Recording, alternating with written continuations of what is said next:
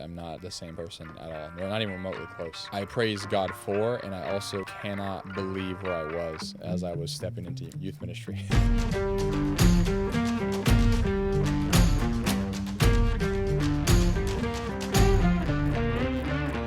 I think I kind of like told you about like what the whole synopsis of this was. It was kind of just like to make the world 1% better. Yeah. Because I mean, you know my come up. I think we sat down over coffee and just I kind of vented my whole testimony to you. Yeah. And so you know, like I came from like a really dark background. Yeah. And you know, I put so much of that negativity out into the world. Thank God, none of it hit the internet. Yeah. None of it. I still have all of them like on a SD, like on a hard drive. Nothing hit the internet. So I was like, thank God nobody ever really got like affected by it. Yeah. You know, then I wanted to do this setting, and I was like, if I could put like just one, I told pretty much all of my team, I was like, if I can make the world 1% better, then I think I did a good job. Yeah. You know, and that's all I really want. And it wasn't anything for clout either when I started. Yeah.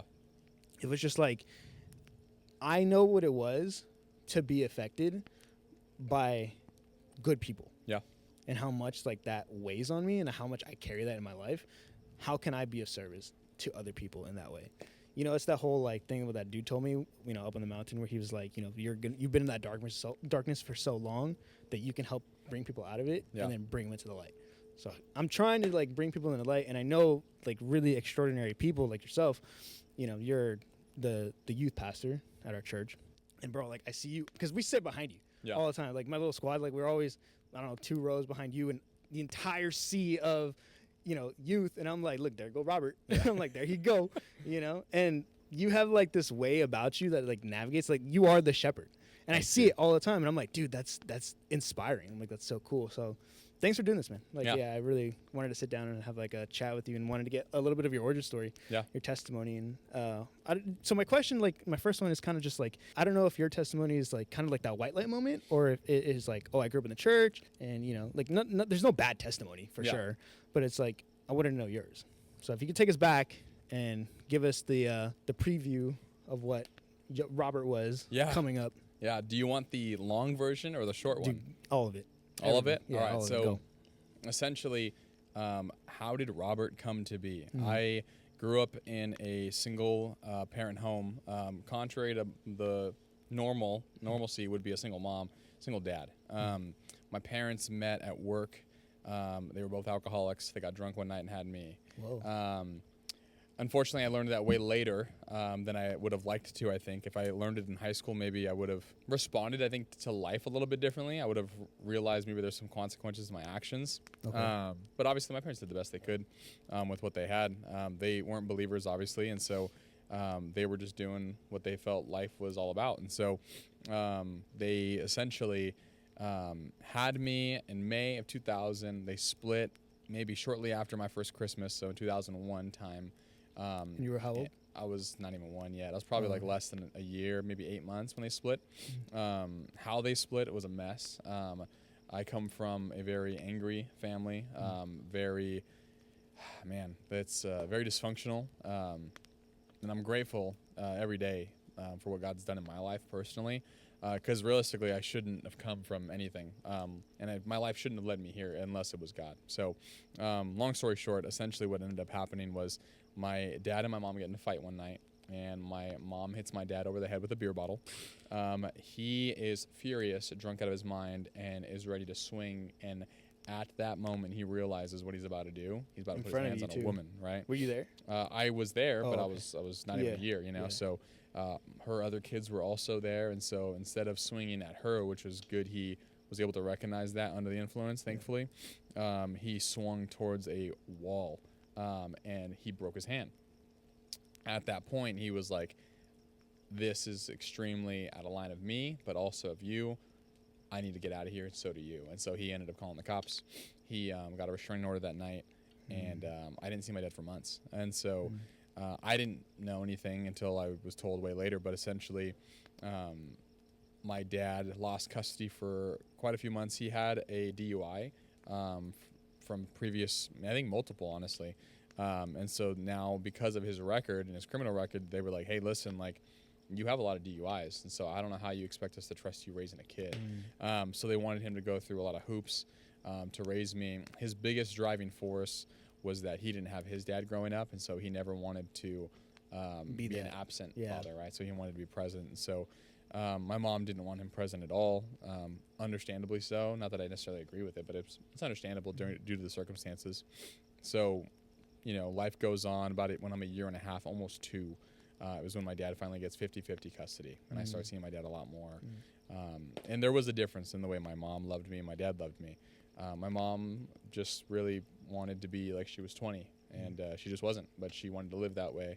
And so she was consumed by alcohol for many, many years. I would see my mom drunk. She would take me to places like little dive bars and bars and stuff. And at 2? She just not 2 necessarily. I was probably like 4 or 5 when she would take me. Yeah. And I remember it because she would get in fights, bar fights. I'm hiding under pool tables, bro. Like I got people telling me to stay underneath the pool table and hide. Cops are showing up, right? It was a weird way to grow up, you know.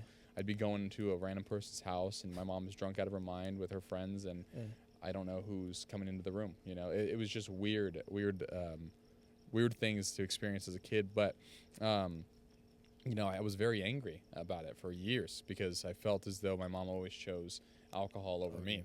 And so as time went on, I would see the difference being with my dad. Though he was an alcoholic, he wouldn't drink around me, but he still drank when I was gone. And so he still had his own tendencies. He still had his own things. Pastor Jim always kind of talks about the laundry list of things, as you could say, from parents or children who deal with parents that are addicts of any sort. And so that was very huge. I didn't realize it till later, but that was very huge in my dad's life. He had a lot of those tendencies because he was an alcoholic. And so, very quick-tempered, very controlling, loved him to death. He did the best he could, but it was just a lot. And so we didn't go to church. We didn't talk to anybody. It was just me and my dad. And it was a very weird way for me to grow up. It felt like I couldn't have friends. And it wasn't that he necessarily pressured me into that. Just felt like you couldn't. But it just felt like I couldn't. Yeah. Like no one wants to go to show and tell and be like, yeah, my parents are alcoholics. So or bring your father to school day. Yeah, right. Yeah. So, and my dad, he taught me a lot of great things. Sacrifice was one of them. He did sacrifice a lot for me, and did a lot of great things and taught me a lot of great things. But there was just some demons that he had to fight, and unfortunately, when you're fighting that outside of God's design, that's with Him. It's not going anywhere good. So, as I get older, I get some friends that are a little younger than me, but they are in this cooler crowd than what I was used to in middle school. Middle school, I had these 3 dudes around me. It was Caleb, or not even Caleb. I think it was just Cody and Hunter.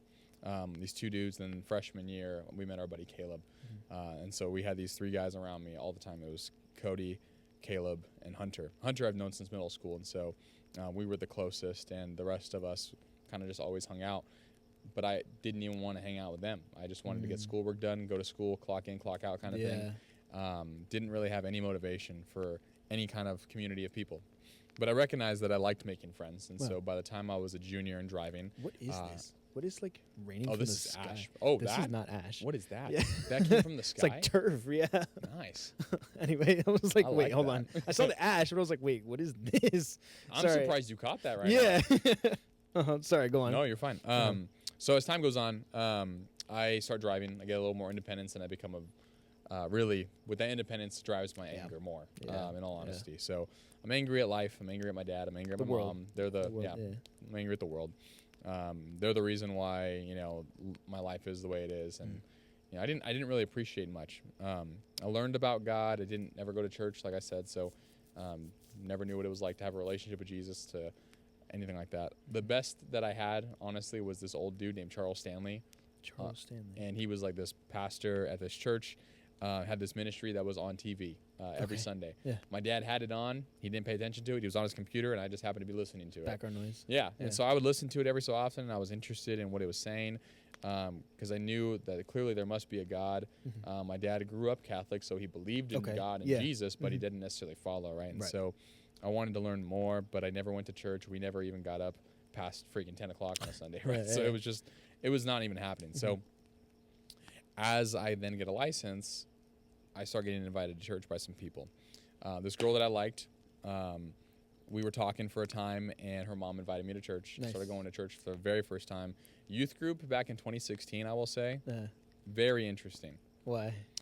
It was a different time. Okay. Like, if when you look at Instagram these days versus back then, like, 2016. meme culture has invaded the church. Oh yeah, yeah. And which is great. I When think was it's- Vine? Yeah.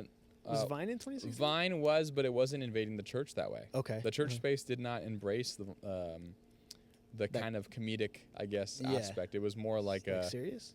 yeah. No, if you were to look Okay. back at like our old Instagram, not that things weren't funny, it just wasn't as meme oriented as today, right? There, a lot of youth groups are posting like TikTok trends, Right. And TikTok trends Right. that are funny. And Yeah.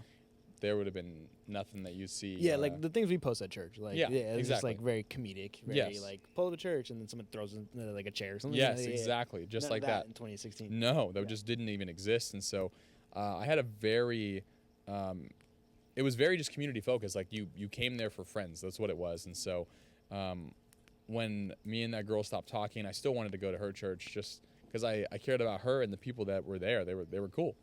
But I didn't connect with the adult leaders at all. Even the youth pastor I didn't really connect too well with. But my buddy, whose name's Chris, he invited me to church, and his dad was on staff at New Beginnings, which is obviously where we're at now. But he was on staff there. He invited me to church to go to youth, and I would just drop him off, and I'd be like, all right, maybe next week, you know. And he's like, well, you dropped me off. Why don't we just stay? Yeah, you're right. I don't want to do homework, so I'll stay. Yeah. So I started hanging out there, and the leaders are great. In fact, the youth pastor at the time is one of my good friends now. His name's Jake Tracy. I don't know if you know him. I don't think so. No. I honestly, he goes to our church. He's the Riverside campus pastor. I've never been anywhere. I went to the Hooper Valley one. Okay. For young adults. Yeah. One time. Okay. And that was like 2 weeks ago. Yeah. Whatever it was, the most recent one. Yeah. So long story short, I keep going to New Beginnings. I'm liking it. I'm enjoying it. And I get invited to this youth convention, and that's where I get saved. I went for one reason. There was this girl I knew. I had never been to a hotel before, and I wanted to hook up with her. Yeah. Literally, that was it. Yeah. There was no desire for ministry, no desire for God. I just went, and I was like, well, this is going to be cool. And then the first night service, first night service we were there, got radically transformed by the love of Jesus. Like, it's just... What was that? It was just the gospel message. I heard it for the very first time, Okay. that I was a sinner in need of Christ, and he desired me. And it was just like, wow, I was compelled by the gospel. It was such good news that I responded in obedience. And when I surrendered my life in that moment, I went to worship because they asked us, like, all right, if you walked up or if you surrendered your life, like, come up to the front. And The salvation It's humongous, like, convention center, thousands of students, thousands of kids. And I'm almost 18 at this point, you know? And so I'd been going to that church now for about a year. And I was like, dude, this is insane. Like, this is the coolest thing I've ever seen. Tons of young people worshiping Jesus. I've never seen him before. And as I'm worshiping, for probably the most intently worship, and at that point, the most intentionally I'd worshiped ever up until that point, I had experienced a weird thing. It was a vision from God, and and I don't talk like that, and you know that. I don't throw that around. And I had this vision from God that was so clear as day. There was this young kid that was with us, 2 years younger than me, maybe 3 years younger than me, but his name was David. Me and him were on stage at the church at New Beginnings, and very clearly I felt like I was leading the ministry, the youth ministry, and he was right there with me. And I will never forget that because it was clear as day. And I couldn't even like understand it fully. And I remember after worship, I went to Charlie, which is obviously our multi-site pastor now. But I went to him. He was my youth pastor at the time. I was like, dude, this is what happened. I'm like crying. Like, I'm just wrecked, bro. I'm just... Did you guys have the connection at one point? Or like before this? You know, I didn't like him. Oh, really? No, I mean, gosh. That's God making me laugh right there. No, but seriously, I did not like him. Going back to my buddy Jake, he was the youth pastor. He's my buddy now, but at the time he was my youth pastor. When he stepped aside, Charlie stepped in.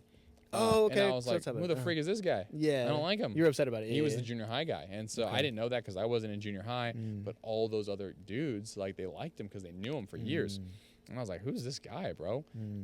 But what I didn't realize is that the leadership team behind the scenes had told him, like Jake and other guys, Brian, Duarte, they were like, hey, just want to let you know, like, keep an eye on Rob. Like, he's a cool kid. Oh, word. And I didn't know that till years later. Yeah. So he was intentional with me. He was trying to to get reach to you. know me, and Yeah. I was just like arm's length. I don't know you. I'm good, dog. I don't Yeah. want to. I don't want to. I don't want anything to do with you. Yeah. And I remember getting baptized at Crossroads shortly after he stepped in. I was watching a service online, and they were like, if anyone wants to get baptized, come on down to our campus, and we have another service. Literally told my dad, I looked him in the face and said, I'm going to go get baptized.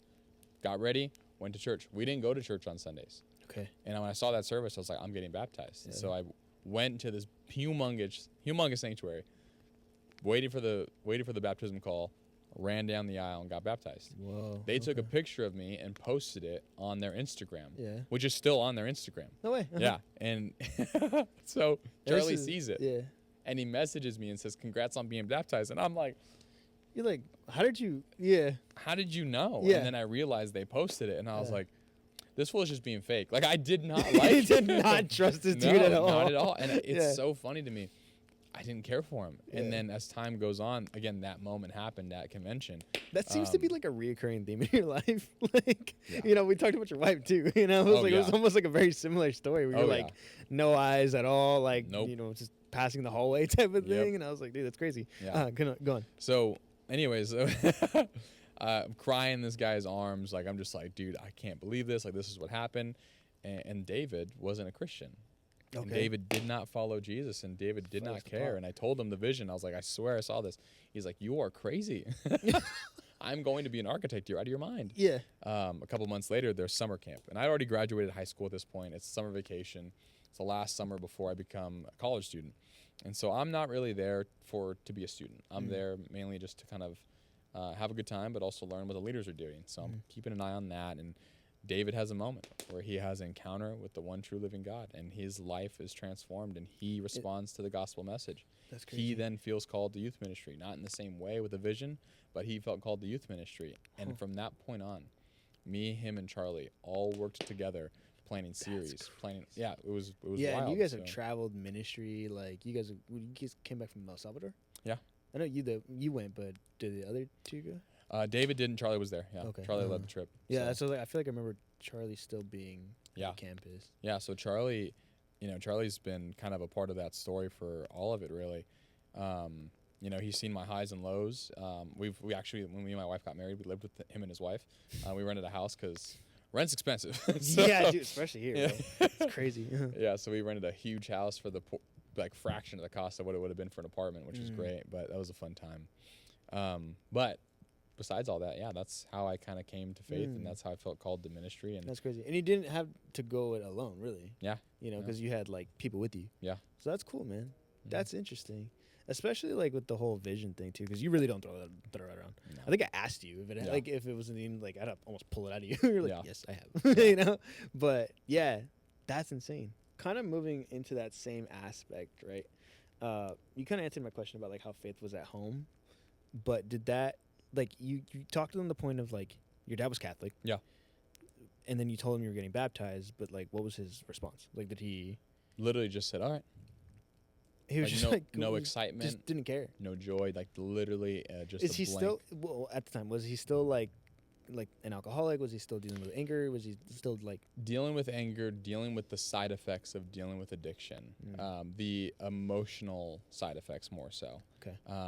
But he had a great heart for me, loved me, sacrificed a ton for me. So I don't want to paint him all bad. You know, my dad was I love my dad to death. He was all I had growing up. Yeah, truly. Of course. So he was the rock of the family, but he just wasn't a follower. Right. And so, doing the best you can as a non-believer is still challenging, And so looking back, me and him have conversations all the time that it's like, what could it have looked like had we noticed this and recognized this earlier, if we would have prioritized the Lord?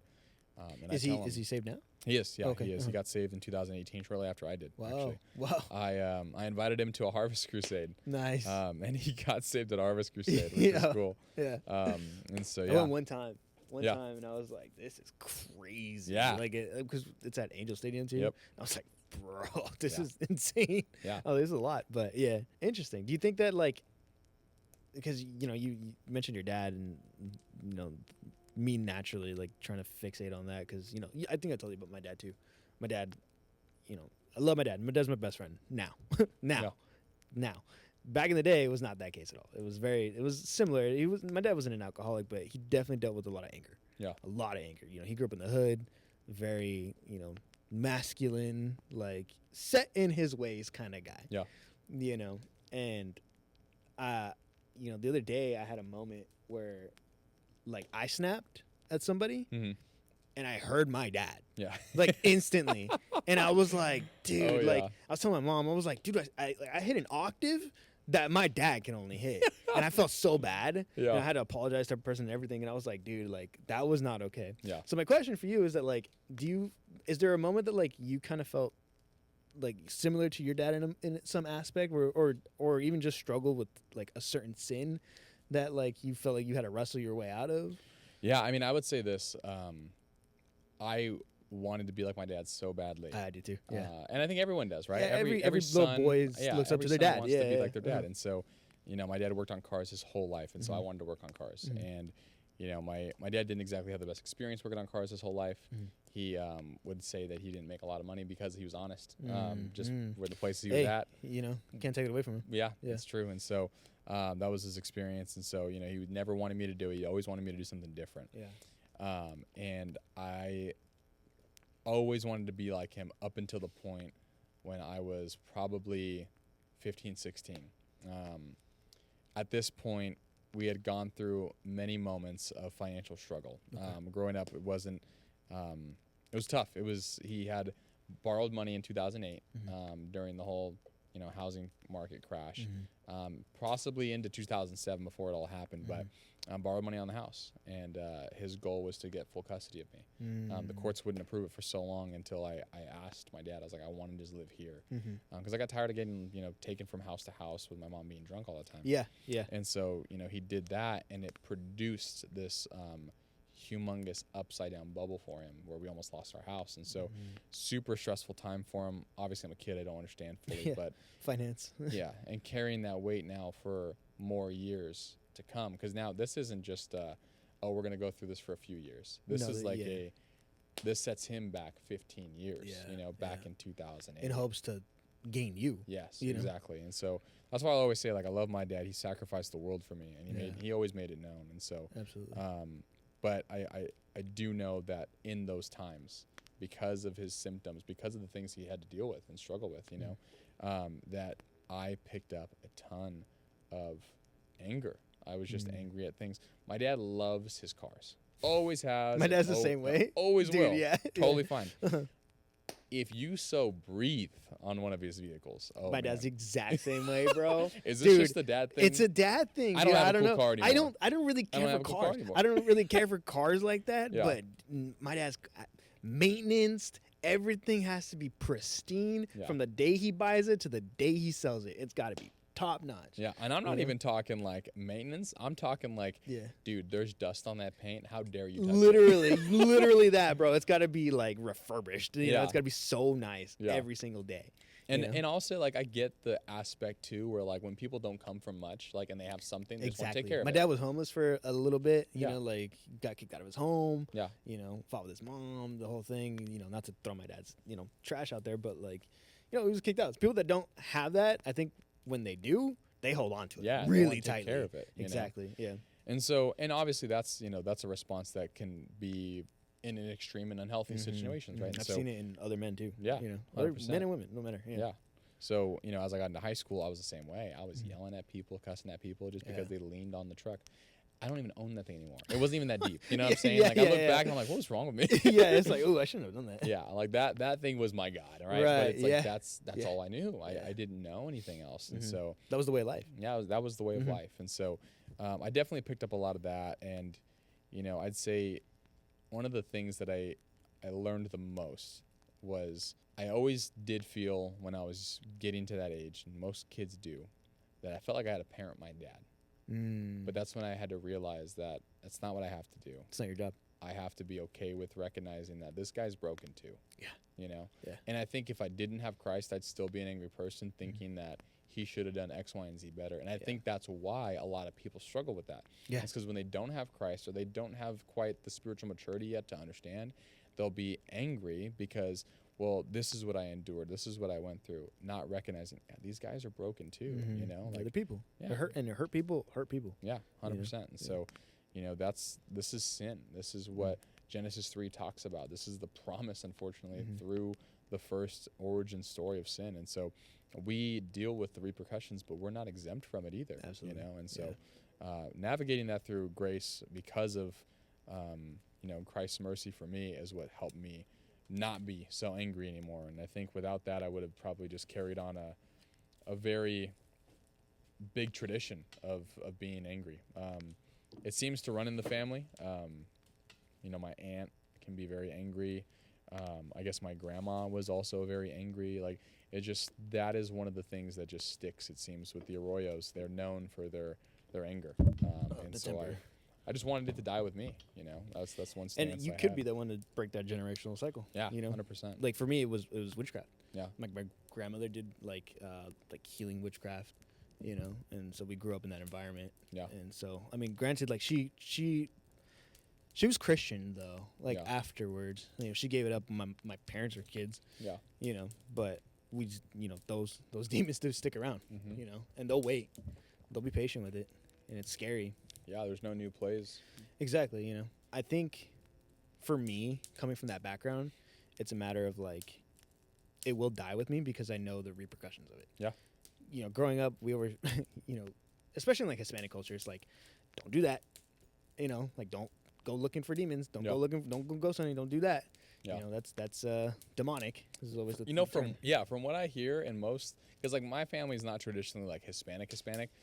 We do have like a split of like Italian and some Hispanic, but like they were like very like, let's be white. Like that's just how they were. Yeah. That's what I was raised in. So Right. like whatever. But let's be white. Some of my relatives though, like my aunt that I don't really see some of my aunts too often, but I have two, and they both would say, oh man, like when someone's angry, I saw the demon in them. It's like everything's demonized. It's you know what I'm very saying? it's very like lucid. So I could see where it's like you know, like especially for you growing up, it's like whatever. Yeah, because nobody ever really told me why. Yeah. It was just don't do that. Yeah. And if you tell me not to do something, I'm gonna do it. You know what I mean? So then I was like, all right, I'm gonna go find out for myself. Nobody ever told me no. Yeah. It was just don't do that. And if they did, it was like, oh, you're not supposed to do that. And they'll just point me to like a Bible verse, and I'm like, well, I don't know what that means. Yeah. You know, expecting this kid to understand.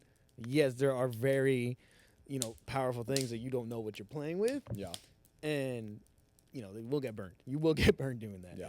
And, I have a lot of evidence on you will get burned. You know, you saw my video that was like the Jesus Glow video. Yeah. I think you like sent it back to me when I like posted it. I reposted it as like a highlight, and you were like, dude. I was like, that was a year ago. Yeah. You know? Yeah. So I understand like sanctification does play a big part. Yeah. Like I think it came to you the other day when I was like, you know, when we first met, it was about like I had a consistent dream for a few nights about like leadership. Yeah. And I was like, I don't know what that means. I don't know what that means. I don't like feel the call to be a leader in some type of way. I don't feel, you know, like a leader. Yeah. You know, people do like naturally gravitate towards you if you have something going for you. And I think I've always been like super passionate about what I do, and people like that passion. Yeah. And they're like, oh, let me go do that. That looks cool. He makes it look nice. So I thought it was always just that, you know, never like a let me take you under my wing type of thing. It was always just like, I have a passion for, like right now, cameras. Yeah. Cameras are my passion. I'm going to run with that, you know, and see how far it can take me. And it's taken me pretty far. But, you know, before it was like guitars, you know, and before that it was like audio. We were DJs for a while, and then people just naturally gravitate towards you. So when those dreams did come of like leadership, I was like, I don't know what to do with that. Yeah. You know, and it felt different than just like a regular dream. So I was like, I decided to come to you. I was like, you know what, bro, I don't know what and you had just prayed for me that young adults, because I think I came to you and I was like, hey, dude, like, you know, I want to pursue my calling. Yeah. And then, like, I think the next young adults meeting is when I could have my timelines wrong, but, like, that's kind of, like, the way it went about for me. And I was like, you know what? As soon as we did that, like, had that meeting of, like, okay, cool, like, let's see where this goes. Yeah. Bro, the roots of all the sin and the problems in my life came to the surface. I think I texted you immediately. I was like, dude, I don't know what's going on. Like, Yeah. I'm fighting lust. I'm fighting anger. Yeah. Like, I'm mad all the time. Yeah. I don't know why. I'm like, what is happening? Yeah. And then I was like, you know what? And I just kind of recalled it. And I was like, well, I did ask for certain things. And it's like, okay, well, if you want to be that, you got to get rid of all the trash. You can't just be that one day. You got to like work on it, cut out certain things of your life, you know, in order to do that. And I was like, you know what? I'm already here. See it through, you know, just, you know, keep going, put your head down, get to work. And, you know, I said it in the last episode too. I did the last episode with Victor. Yeah. Doing this, talking about Christ on a podcast while being like sanctified is the weirdest feeling. Really? Yeah, 100%. And I'm like, cause I don't. It's a combination of like, dude, I'm slipping in a lot of things in my faith. Yeah. And I know it, and I'm like actively trying to work on it, and then like also kicking myself at the same time. Like, dude, you know better. Yeah. Like, why are you still like slipping? You know, I don't think you went to the last young adults one, but it was like it was about like the baby food. Mm-hmm. You know, like you know, you should be eating solid food Yeah. at this point in your faith, Yeah. not like having, you know, I think it's in Hebrews, something. Sounds like it's in 1st or 2nd Corinthians. I can't remember at the moment. Yeah, it's something Paul talks about. Yep. It, I think. Mm-hmm. Yeah, so you know, it's that Yeah. while trying to be like, I know better. I should be like further along in my faith. Yeah. But I'm still kicking myself, still fighting every single day, and then like being like, okay, now I gotta jump on a podcast. Yeah. Bro, weird. You know, like it's the craziest thing. Yeah, and I think I can understand that. Yeah, You know, it's could. uncomfortable. But you know? I mean, I'll say this too. Like, I think it's important for you to know that like this journey with Christ is not that we should perform in order that we would be, you know, accepted or loved more. You know? 100%. It's like we don't just death grip the steering wheel and go, all right, I got it. If I'm not doing this right, I just got to muster it up. Control is a big thing with me too. Yeah. It's a very big thing, and I'm like constantly trying to work on that. I don't even know where it stems from, really. Yeah. It's just kind of like really hit me hard when that whole leadership conversation happened. Yeah. Bro, yeah, that one's a tough one for me to relinquish. Mm-hmm. It's hard. Yeah. I have no idea. I don't know anybody with that same problem either. So I'm not like Control? Yeah, like trying to get rid of control. Like, how do you just like release control? I'm like, everything. I white knuckle control like on everything. I don't even let like. Sometimes I'm getting better at it. Sometimes I would not let people drive. Like, I'm like, I need to be behind the wheel. I think a lot of people struggle with it. They just don't admit it. Yeah, it could be that. It shows its head a lot. I promise you that. How so? Yeah, I mean, in my field, right, I have to deal with a lot of different people, right? And I love being a pastor. I do. There's nothing I'd ever want to do different, truly. But you do see a lot of these things. In order for me to recognize it, I've had to be there, though. You know? Of course. And so for myself, like, control just came from a chaotic environment. A lot of things are control like this. For instance, people make vows.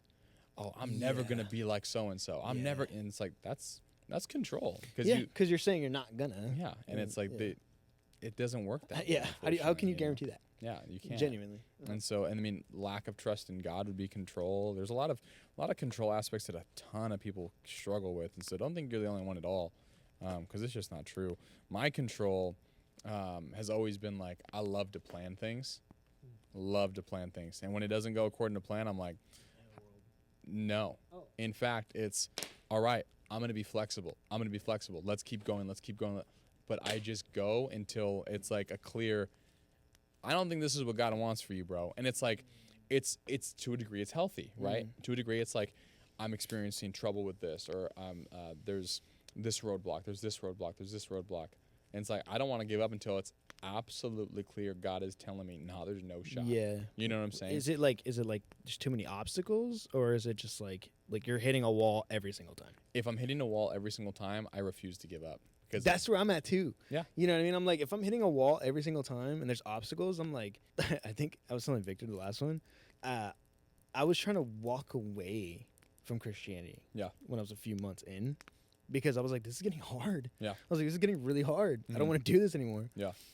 And then Victor had said, no, another buddy of ours, a mutual friend, because I would still wear like my old clothing brand, Demonic Clothing Company, on my chest. I just said demonic across my chest. Yeah. But I was preaching Jesus. Yeah. So then people would be like, you know, question mark, like, what are you doing? Yeah. And someone pulled me aside and was like, I will not listen to you talk about Jesus anymore until you take that off. Dude, I went home. I doubled down. I was like, nah, like, I'm here for it. Like, this is ridiculous. Yeah. Like, I'm gonna double down. And so, And it's just control in its own way, you know. Mm-hmm. But I mean, even in those things, like, I don't think that's necessarily like bad or wrong. I think like when you can get confronted by, like, I would say that example is a healthy way of saying, you know what, like, I need to take the reins Mm-hmm. on this. You know, I need to wrestle this thing together and keep going. You need to figure it out. Yeah, you know, I think that's, as men, I think that's healthy. Yeah, absolutely. To a degree, like I said, there can be extremes for sure. Yeah, I'm definitely at fault for a lot of unhealthy control, you know, like it's not always a healthy thing of like, oh, you handled that right. It's like, no, dude, there's multiple times where I did not handle it right. Yeah. But, you know, being a youth pastor, because you one time you told me that like you want to see young men become men. Yeah. What does that like look like? I mean, I would say truly though, to sum it up in one word, it's independence. Okay. With the reverence and dependence on the Lord still. Okay. Because I think those two things have to go hand in hand.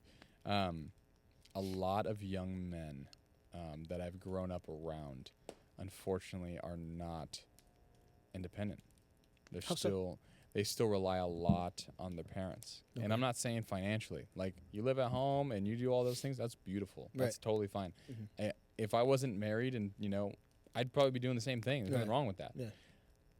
But what I'm saying is more so, I can't be serving at church because my mom wants me home by 9. It's like, bro, you're 27. You know what I'm saying? Like, what does that even mean? Yeah. So, dude, I get upset when like things, like when I have dependence makes me upset. Yeah. Genuinely, like I had to do something the other day and I needed a truck. I don't have a truck. Yeah. Right. And I needed somebody's truck. And like 2 people I know have trucks, but neither of them could do it. So I couldn't get what I needed to get done that day. Yeah. Frustrated me. I hate that feeling. Yeah. Genuinely. Is that what you're talking about? Kind of. It's that, but it's also like one of the biggest goals of mine is that men would become spiritual leaders. Okay. They would truly. Here's the easiest example I can give you.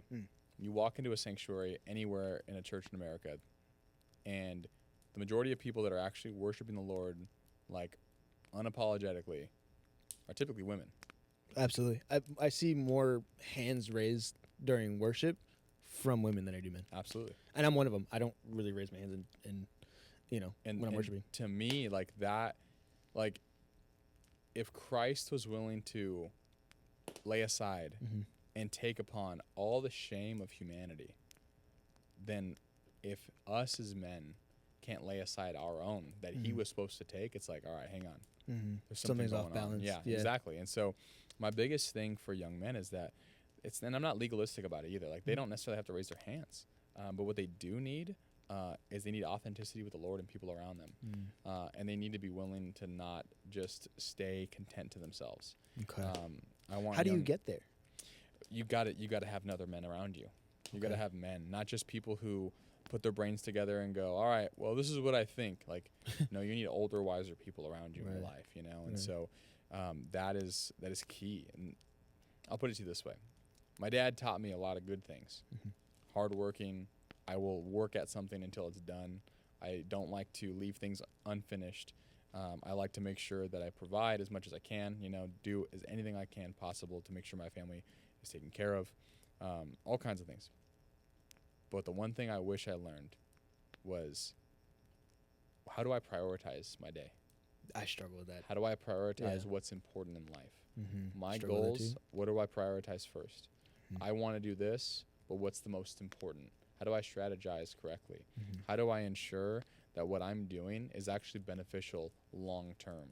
Like, we got to have essentially leader eyes. Absolutely. You know what I'm saying? Men will lead families. And if they don't, it's an unhealthy family. If a wife is leading the family, there's a problem. Oh, absolutely. And it does not mean that there's not amazing women who do a lot of ground shaking work in their families and their homes. That's not to say that's not true. Absolutely it's true. But when a man cannot lead spiritually, when a man cannot lead where the direction of where we're going, if he cannot be sensitive to the Spirit of God, then I believe that there's something off. And so that's kind of the main thing that I believe that young boys need to learn is that they unfortunately have to take that mantle, and they've been most parents withhold their young boys from holding on to that kind of pressure. Because, like, for instance, like for me, it's like my daughter will never hold that pressure. She doesn't need to hold that pressure. But if I ever have a son one day, as he gets older, there is going to be pressure that builds over time. I want him to experience what it is to be a man. Yeah, And not absolutely. crumble underneath that pressure, because he has to stay strong. And it does not mean that he cannot be weak. It does not mean he cannot be weak. Or vulnerable. Or vulnerable, so that the Lord may be brought into the weakness and used and For made that purpose. great through it, Yeah. you know? And so it's just one of those things that vulnerability with the Lord is huge. And when they are not, willing to be vulnerable with each other, it's a huge red flag typically. So. Do you think that, because I've seen you, like, you're one of the few adults at the altar during worship. So I've seen you, like, full worship, like, doing the whole 9. But were you always like that? Or did you learn that? Yeah. Like, everything that you said right now, like, how did that process, that sanctification come about? Like, what was that? What did that look like? I mean, I would say it was under the leadership of the church, truly. Okay. So, for instance, Charlie was never ashamed to worship. But I also did see examples of men that were unashamed of worshiping. The first church I ever went to, the youth pastor there led worship every week. And, seeing a grown man with a family singing praise to God was like, this is interesting. My dad doesn't sing. I don't sing. I like to sing, but I won't sing. Like, you'll never hear me sing, kind of thing. And seeing that really shaped kind of like just what that was. But as I got older and seeing the leadership we have at our church, it's like, Pastor Jim's not ashamed to worship. I've seen him dancing. And so Charlie wasn't. And so you could say it was learned, but it was more so like in that moment when I did get saved, it was like it became a natural response of surrender. It's like my hands will be high. And how I teach it even to my students is like, listen, I'm sure your hands might be tired. I'm sure your arms might be, but so were Christ on the cross. It's like I refuse to put my hands down because I believe that he is worthy of it, and so that's just kind of something that I like to do. It doesn't mean, like I said, you got to be legalistic about it and say, you don't put your hands up, you're not saved. Like that's ridiculous, But it is about, for me, my heart posture. Yeah. So. Okay. Yeah, because like with me, like I don't, and there have been times where I'm like, I know I should. Many Sundays where I'm like, I know I should, but I'll sing. I sing every time for sure. But there have been times where I'm like, I want to fall on my knees, and I just can't. Yeah. I don't know why. It's just my body will not do it, and I'm like, I'm trying to unlock that. Yeah. That locked mechanism where I'm just like, bro, like just let go. It's the submission. It's just let go. Yeah. And that doesn't stop. It's a constant, surrender. Yeah. Because life happens, and sometimes things don't go your way. But who are you going to be at the end of the day when things do not go your way? Are you going to still be a faithful servant, or are you going to turn your back? Yeah. What does that outcome look like? You've mentioned a few people that have already been like active in your come up. Yeah. Right. As a pastor or as a young man, even. My come up is funny. But yeah, like, was there anybody else that kind of, I don't want to say put on a pedestal, but like give respect to, of like helping you through certain things when, like, cause you're that person for me when I'm like, I know I can rely on you. Like you're that dude that can hit up and be like, yo, like something's not right. Something's going on. I need help figuring this out. Yeah. Did you have that person, or was it, Charlie, David? David was younger than me. So at the time it was kind of difficult to go to him. But I'll say that, Charlie was a huge one in my life because he was really a big mentor to me and became a good friend. And Charlie still to this day is a really good friend of mine. He's no longer, I guess, my boss. Yeah, because not my direct whole rearrange boss anyways, of but still a really good friend of mine. And then I'd say there was a couple people. Brian Duarte was a great spiritual leader for me when I was in youth ministry because he would pray for me. Okay. And that was the first time anyone ever prayed for me. Yeah. I had asked for prayer before, but it was always for other people. And it was the first time I asked for prayer for me. I struggled with lust a lot when I was in high school, and so it was just like What do you think that is too? Because like it's obviously a chemical thing in the brain. Partially, because it's a young man thing. It's like that every young man deals with that. Partially, I think if I had not been exposed to it by exposing myself to it, because I loved hard. Okay. Yeah, And I do so, too. That's yeah. my problem, you know. So when that would happen, and ultimately I thought that, oh man, like good guys finish last. You know, I just believe like the stupidest thing in the world. I would just believe like the dumbest thing in the world. And so what would end up happening to me was like I'm just sitting there like, all right, well, everyone else is living life this way, and it seems to be working well for them. I might as well just do what everyone else is doing. And so I kind of just started trying to sleep around and just be just something I'm not. So yeah, I don't know if it's one Chemical of those things. balance, Yeah, I don't know. I mean, I'm sure that's a part to play, right? Because sex in itself, a desire for that, there's nothing wrong with the desire of it. It is playing it out outside of God's design, right? Of course. My frustration at the time was that everyone else seems to be getting love, and I'm not. Yeah, your And brain so- recogned that as being love. Yeah, when really it's not. It's not. It's an aspect of it. It is an aspect of connection within. Oh, You going up your nose? yeah, bro. Wow. Just snorted at. Dang, that was wild. You know, respect to firefighters, bro. 'Cause that Dude, was yes, insane. it hurts. That went straight in and You're down right. my throat. No, You're I'm okay. solid. You know, fun fact, I actually got stung by a bee while driving once. Nah. Oh, dude, that's the worst time. I could not believe that. Dude, that's My wife said I was terrible. actually pretty calm. I was proud of myself. There you go. Did you feel calm in the moment? Yeah, for the most part. I mean, you like, hit an octave right now. Your voice. you know, You're like, I didn't freak out, you know, Right, but it right. was more like oh, what the heck? And Yeah. like to me, it's like any kind of sudden movement like that while I'm driving is like, I don't know about that. yeah. It's like, Did I ooh, stay in where's my the lane? I have thing? no idea. He's like, I blacked out. I don't even know. Yeah. I don't know. Anyway. Yeah, sorry, but I do think that when it's associated with love like that, Yeah. you know, well, here's the thing. It can be for some, Okay. but most of the time, it's because I've slept with more women. I am somehow more alpha. Yeah. Esque, Yeah. right? Yeah. I'm more of a guy. I'm a better dude. When really, loyalty is what makes Dude, surpasses that. and what makes an amazing man. You know what I'm saying? Like, you got, this dude who has 15 girlfriends at once. Good for you. You can get 15 girlfriends, I guess, but I have a loving family that I go home to every yeah. single Which day. one? You know what I'm saying? Who would you Like, rather be at the end of the yeah, day? and so you it's like I just think there's something with that's just it's perverse, right? And, Yeah. and truly, Absolutely. and so I think that's just the world we struggle in. So Yeah. think Even for that's- me too. Like, way before Christ, I didn't even know that wasn't like a thing. Right. I didn't know that was sin. I did truly. So when I was like living of the world, like when I would like sleep around with people, it was far and few between. Yeah. It wasn't like 15 girlfriends at once. Yeah. It was far and few between because like I don't know what it was internally, but my brain associated it was not love, but I need to have like an emotional connection with you to sleep with you.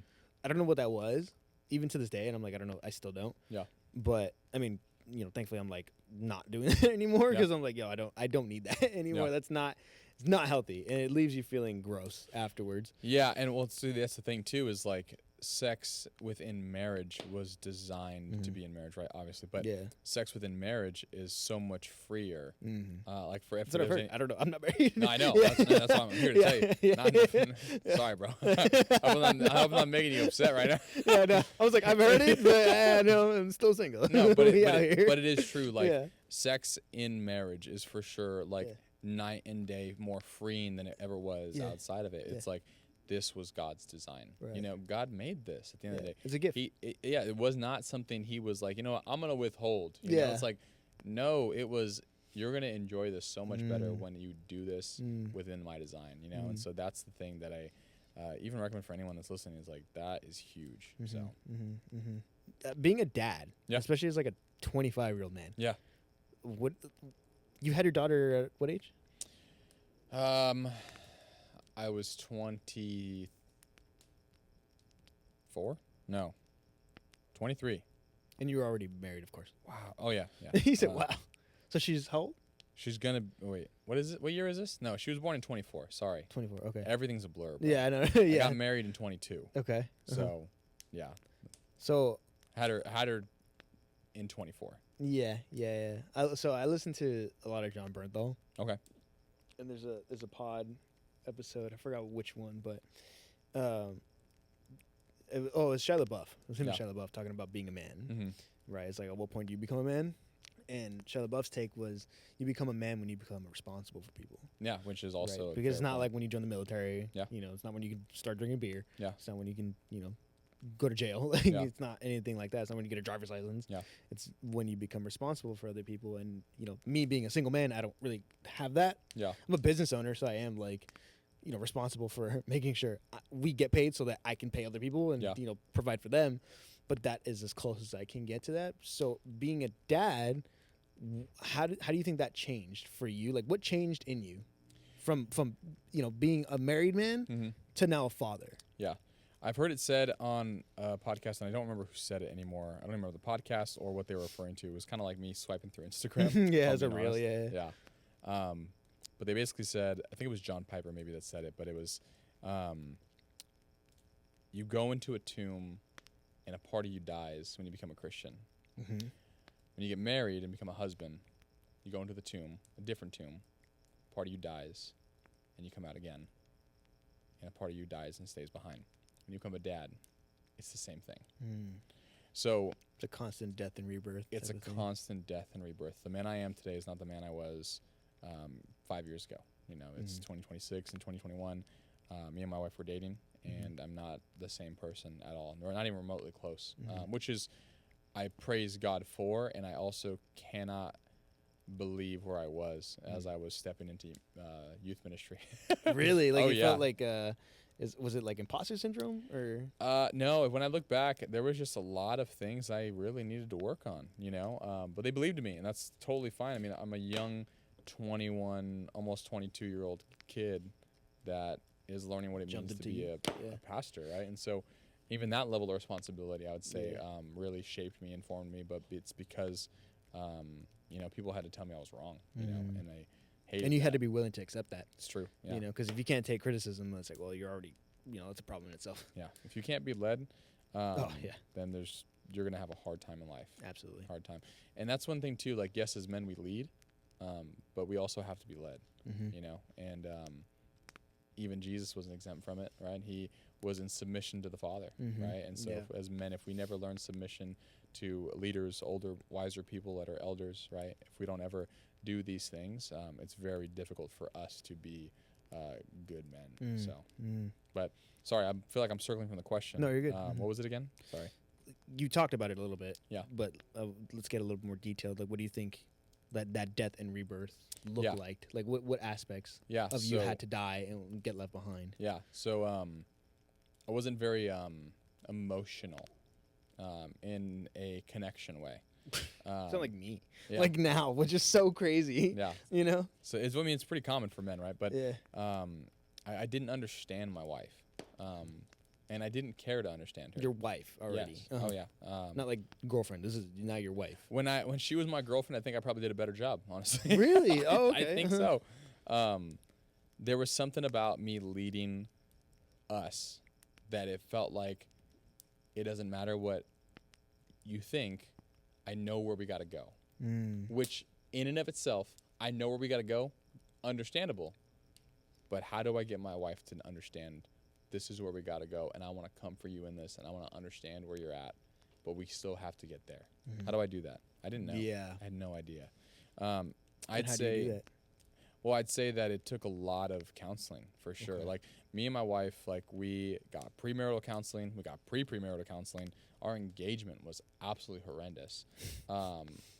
It was just tough. Like we hated each other by the end of our engagement. That's I'm serious. insane to think about. Oh, 100%. like, because you would think like we loved each other. You know? Yeah, no. Yeah. And that was probably one of the most challenging portions of our relationship up until that point. The honeymoon was awful.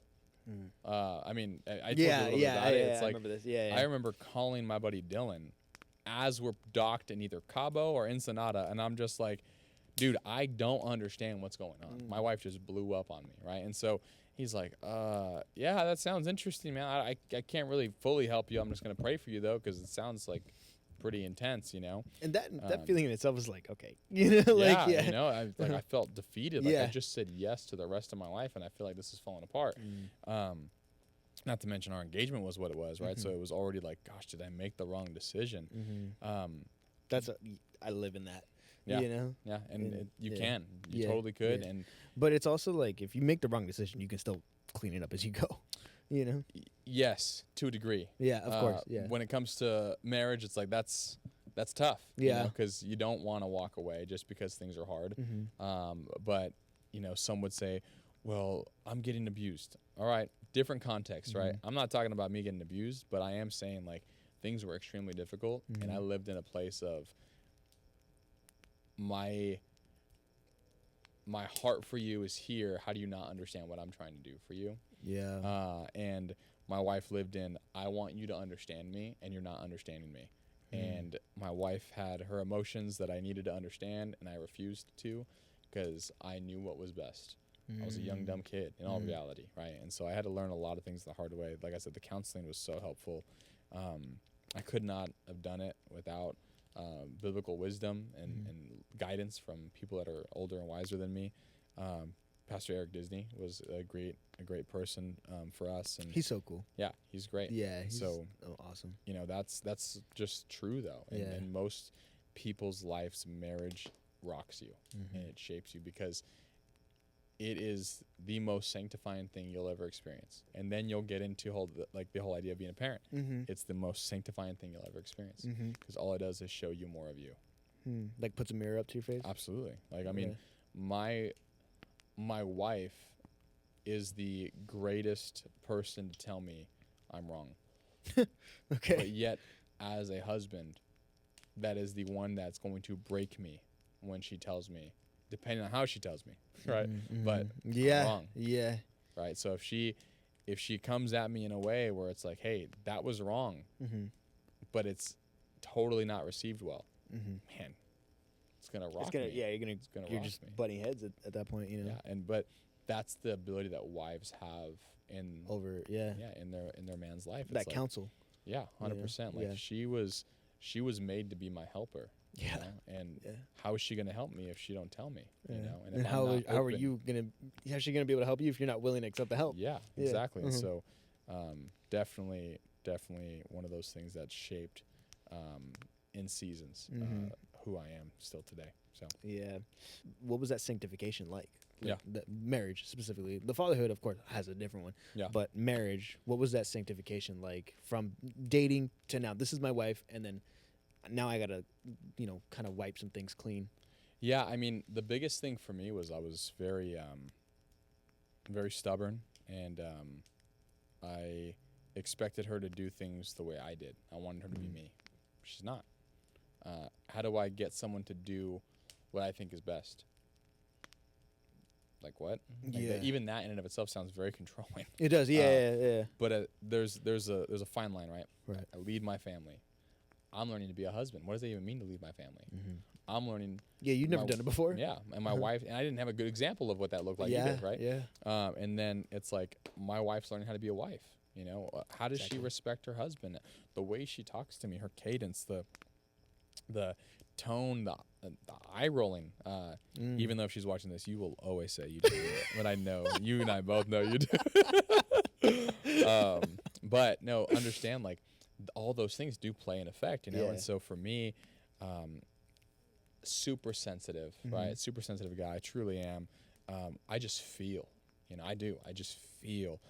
It's a great thing, and it's a tough thing because you got to navigate that wisely, right? And so. Those all were kind of clashing together. And as I became a husband, I needed to learn, how do I communicate with you to where you know that I'm for you? That was the most challenging thing. My wife had a hard time trusting me for a long time. And most newlywed couples, they have this same thing. The wife has a hard time trusting the leadership of the man. And the husband has a hard time loving like Christ loved the church to his wife. Because there's not enough respect and there's not enough love. And it's this back and forth. I do this dance where it's like, I want to love you more, but you're not respecting me, so it's very difficult for me to love you. But then in view of Christ's mercy, we're supposed to love and sacrifice as though Christ did. And so that is really this dance of, it doesn't matter if she's respecting me, I need to love her. Yeah. Is it better if she does? Absolutely. Does it make it a lot easier? Of course, right? Yeah. But that's not the truth even of my life and yours. That's a challenge when it comes to like, Christ. Yeah. Were we this perfect bride? No. or sorry, No. or maybe like, or, Yeah, you know well, what I'm yeah, saying? yeah, yeah. That's like, Yeah. were we this perfect? Yeah, were we this perfect bride to Christ? No, Yeah, no. we Far were. from it. We were a dirty, wicked generation of people who said, "I don't care about you." Yeah, And he Christ said, died for us while we yeah. were still sinners. Exactly. It's like it didn't phase him. Yeah. You know, Yeah. he still said, "I know what I'm buying." Right. And so that was the hardest thing for me to understand, and to apply. Because I could know it here, but if I didn't know it here, it wasn't doing me any good. Yeah. And so living that out was truly the biggest challenge. Loving when I didn't feel loved, especially coming from my upbringing and background. It was just like, I feel like I have no one, and now I got to be Everything to this person. Yeah. You said something that, like, I mean, it's not even a note that I have here. It's just kind of something that I thought would resonate, help me in my own journey. Yeah. The emotional thing. You said you feel a lot. Yeah. I feel very minimal. Yeah. And it's because of, like, certain things happened that kind of, made those avoidant tendencies kind of act up. Yeah. So trying to navigate that in itself is so hard. Yeah. Because when you don't feel anything, you can't help anybody who is feeling something. Yeah. Initially you probably look at them like they're dumb. I look at them like that, like, this is nonsense. Yeah. I'm like, your brain, this is not problems. Like, you're crying over what? Like, really? It's, you write them off very easily. Yeah. Which is, and then actively knowing I'm doing it, and then, like, walking away from those conversations and being like, dude, that person, like, came to you looking for help, and then you just wrote them off. Yeah. So then you start spiraling on that. You know what I mean? So navigating that, in a sense, is kind of the opposite, but similar. Like, I mean, we'll just ask it in, like, a third person type of sense. Let's say this kid has a problem. Yeah. Same problem. Yeah. What would you tell this kid? Well, truly, I've experienced the same.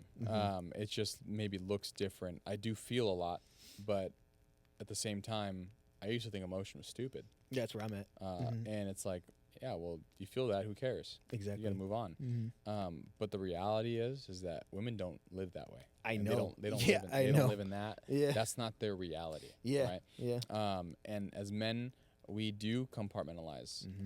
We can have It's that just lock in ability. and get to work, but it's like you can't stay in that. Exactly. At some point, you still need to have a healthy release. Yeah. And so, for me, what I recognized is that all that came from was a place that I didn't want to be vulnerable.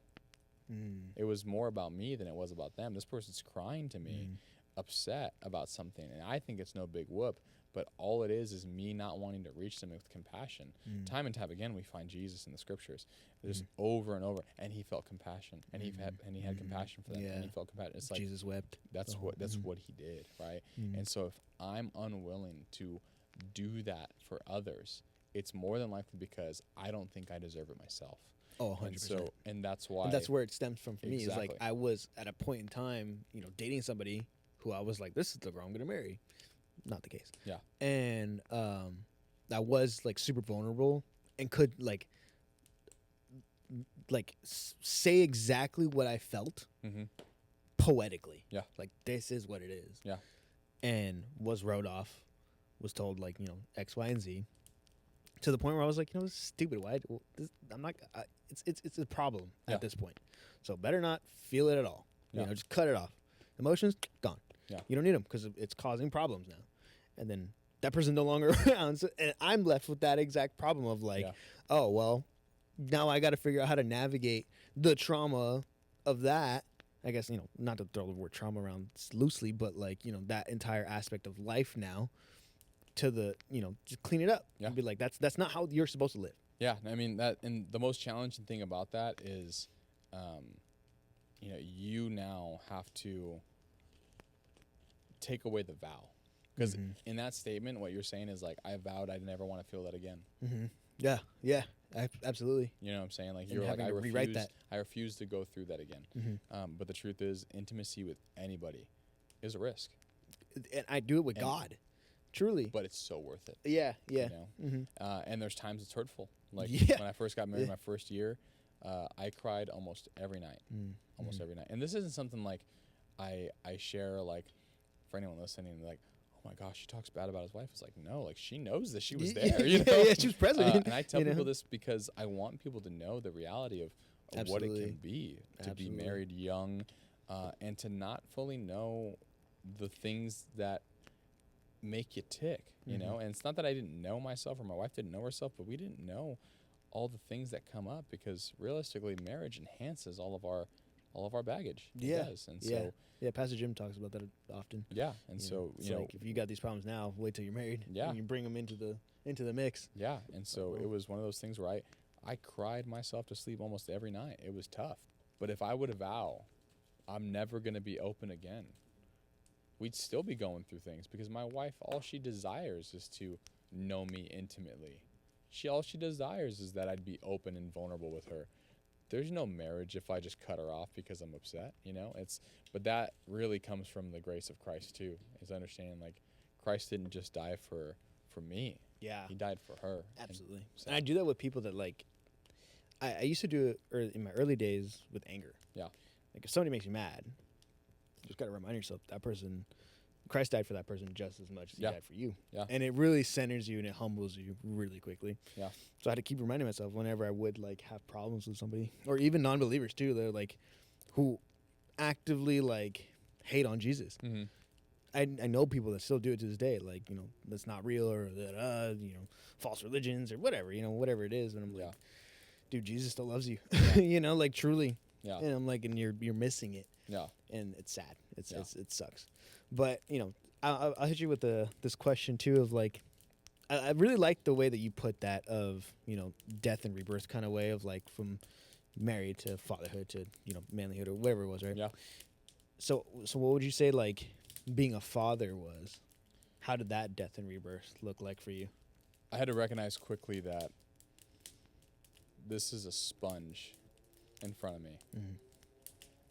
That if I don't learn how to love her mama, she will look for someone who does not love her. Mm-hmm. And that had to be one of the most painful things for me, because all I wanted to do was be loved. Mm. I didn't realize I didn't want to love. Mm. I wanted to like hold vengeance against my wife, essentially, right? And it was like, but she's not loving me the way I want to be loved. It's like, don't matter, bro. Now your daughter's gonna see this. Mm-hmm. Mm-hmm. You know, me and my wife have been married for going on 4 years this year. Mm-hmm. Dude, I'm telling you, bro, years are a blur. That's a whole high school experience. Yeah, You know? Like, right? yeah. But yeah, we've been married for almost 4 years this year, and you know, the first 3 were tough, and we're going on 4. This is our 4th year, and it has been so much different. But it's because it was that difficult in the beginning. You know, we had to learn. We were both willing to lay aside the things that were setting us back. You know, our pride, our dysfunction that we were holding on to. It still comes up at times, you know, but we've now learned to navigate it and be gracious towards one another. And so all those things really encompassed this, right? And fatherhood to me was like, I want my daughter to know how much her mom is loved by me. And I want her to know how much I love her. Because Nathan, Pastor Jim's son, Nathan, he says this, and I love it. He says, dads, if you hate your daughter's boyfriend, blame yourself. If you hate your daughter's boyfriend, blame yourself because you let her date him? No, it's because you were the example of what a man should be. Oh, because that's the guy she's chasing after. She's going to chase after her dad is She's going to see a man. like what love is, essentially. She's going to see a man as who her dad was. Mm-hmm. Yeah. How well did you love? That's scary. Yeah, right. And but it's the truth. It is. Yeah. And it's a very healthy weight to carry because it's a reality, right? And so for me, it's like, if I don't love my wife well, if I don't love my daughter well, if I don't love my family well, what example am I leaving behind? Yeah. You know? And then not to mention, that doesn't even talk about the spiritual aspect where it's like, dude, Christ has called me to lay down everything for them. I need to show them I'm willing to. I'm willing to do that. I need to show them that's what a man should do for you. So, I mean, that's one thing I always want is my daughter to always know how much she's loved and how much her mom's loved. So, And how do you do that? sacrifice. You give of yourself. You don't allow yourself to think you're more important or more valuable. Not that I'm not valuable. Humble yourself. Yeah. You're not, you may be the head of the house, but you are not the main character of the house. You are the one to give of yourself, empty yourself. How do you keep Christ in your marriage? Like, what does that look like? Yeah, I mean, that is truly, I feel like as though me and my wife had done this a lot better when we were engaged and dating and early married. Well, we would read together often. These days we do it still, but we don't do it as often anymore. We're still trying to we're about a year and a half into raising this little girl. She's crazy.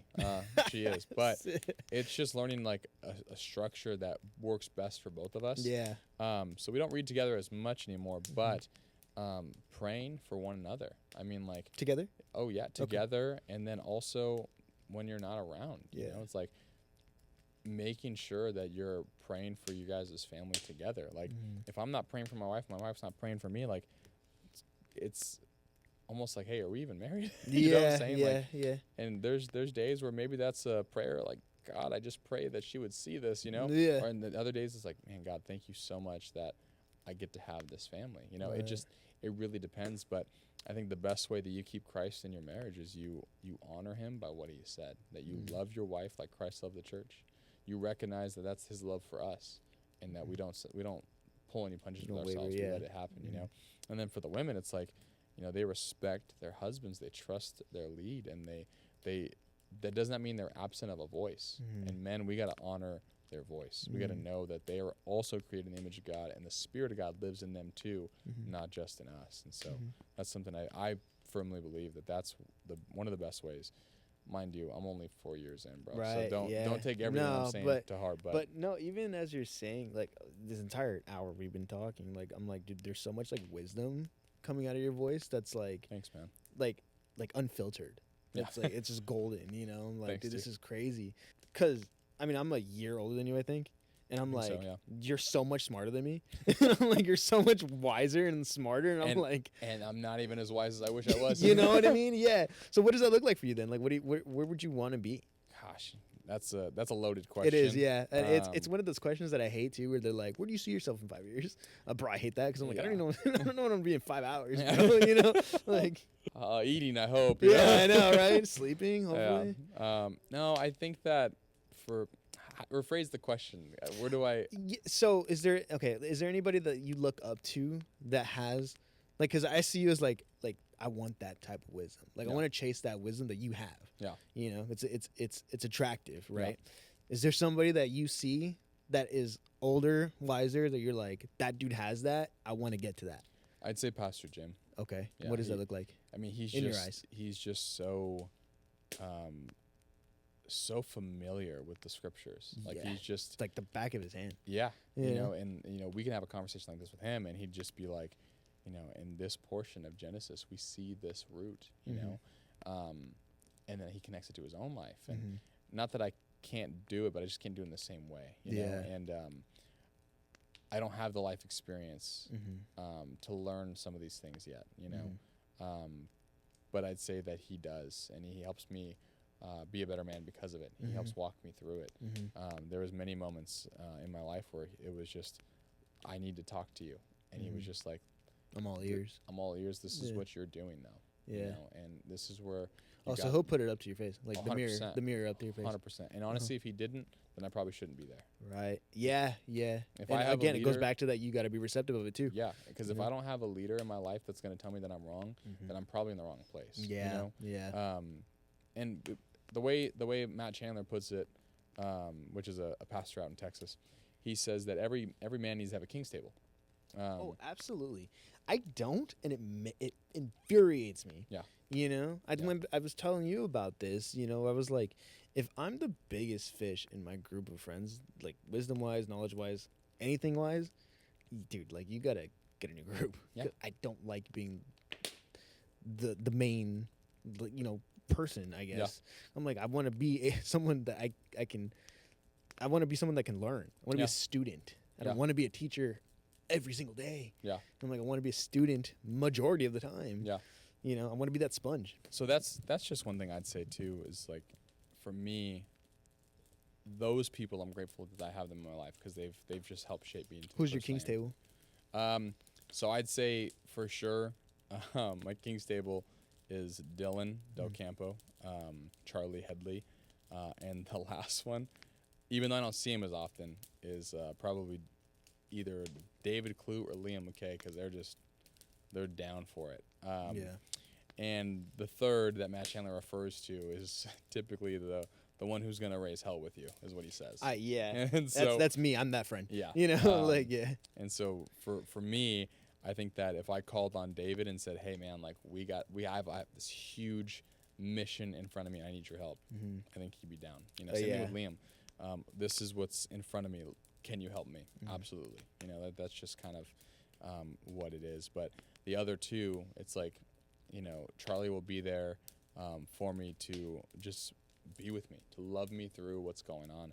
And then Dylan will be my Nathan, where he just calls me out and tells me, dude. The accountability. 100%. 100%. Dylan has told me, hey, man, just so you know, you're wrong. Wow. But I love you. Yeah. Like, don't misunderstand this, but you're wrong. Yeah. Does it ever, like, you know, kind of put a challenge on you where it's like you didn't want to hear it? Yeah, for sure. Yeah. I think that there has to be a sense of I wasn't expecting that. Okay. You know, because if I was, then I probably wouldn't be having this conversation, right? Yeah, you know, if like, for instance, if you're asking for advice and I happen to tell you, Abraham, I'm sorry, you're wrong though, and you were like, well, I don't think so, I'd probably stop the conversation. Because it's like I might be giving my pearls to swine, wall. You know? Right. And for me, I don't ever want to go into a conversation, especially with my King's Table, thinking that I know better. Yeah. Because if I'm going in that, then I think I'm God, and I know exactly. best, you know? And I hate that feeling. Yeah. You know, being like, guys, I should not be teaching all the time. Yeah. Because I'm not right all the time. Yeah. You know, I'm fully aware of this, and I'm like, but everybody is constantly relying on me, and I'm like, oh, dude, like, you know, I'm figuring it out too. You know, I'd say this though: don't be discouraged from teaching, because teaching is what we're called to do. Discipleship is great. Great disciples make disciples. That's just true. At the same time, if you're not getting poured into, that's what you need to focus on.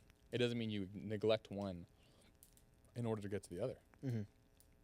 If you're the biggest fish in your current friend group, that means you just need to find some older, wiser people that pour into you so you can keep pouring into others. You know what I'm saying? Yeah. Like, you never want to just neglect the responsibility as humans, as Christians, as followers of Christ, to go and do likewise, to go and make disciples of all the nations. And so I think it's important that you'd have a King's Table, but I also think it's okay to disciple and minister to those around you. So don't devalue what you do. Don't devalue what you do because you desire more. Yeah. Got you. All right, I'm gonna hit you with one last one. Sure. All right, I'm gonna finish it off here because I hope it's a good note. I hope it's a cheerful answer. Say your daughter's older, not like grown up, but like older, right? Let's say like 10 to 13.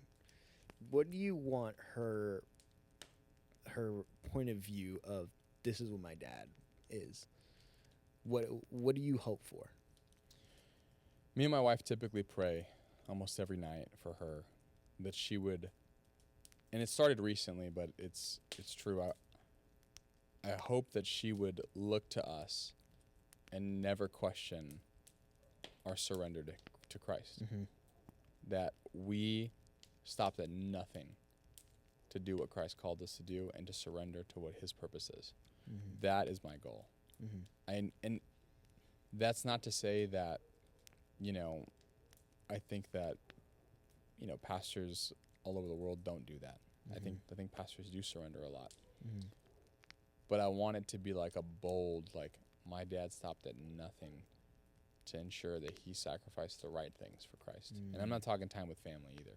I don't want to sacrifice my family for the sake of ministry. Right. If I'm unpresent just for the sake of ministry, so I can be Pastor Rob to everybody else, but never to my family, there's a problem. I'm not leading my family anymore, right? But it's like they didn't care about, you know, making a ton of money and moving across the states just in order to do ministry.